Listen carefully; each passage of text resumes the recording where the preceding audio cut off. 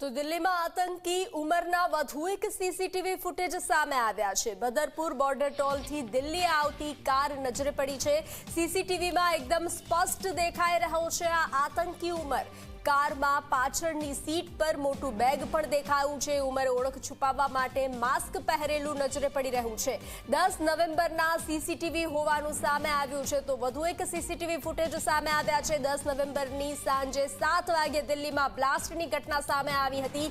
ત્યારબાદ એક CCTV footage સામે આવી રહ્યા છે। તપાસનો ધમધમાટ હાથ ધરવામાં આવ્યો છે। તો દિલ્હી આતંકી ઉમરના વધુ એક સીસીટીવી ફૂટેજ મળી આવ્યા છે। બદરપુર બોર્ડર ટોલ દિલ્હી આવતી કાર નજરે પડી રહી છે। સીસીટીવીમાં એકદમ સ્પષ્ટ આતંકી ઉમર દેખાઈ રહ્યો છે।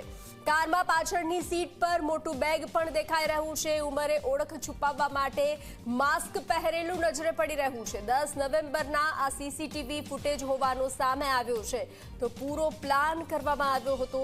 પેનિક એટેકના કારણે આ બ્લાસ્ટ કરવામાં આવ્યો હતો। તો કારમાં પાછળની સીટ પર મોટું બેગ પણ દેખાઈ રહ્યું છે।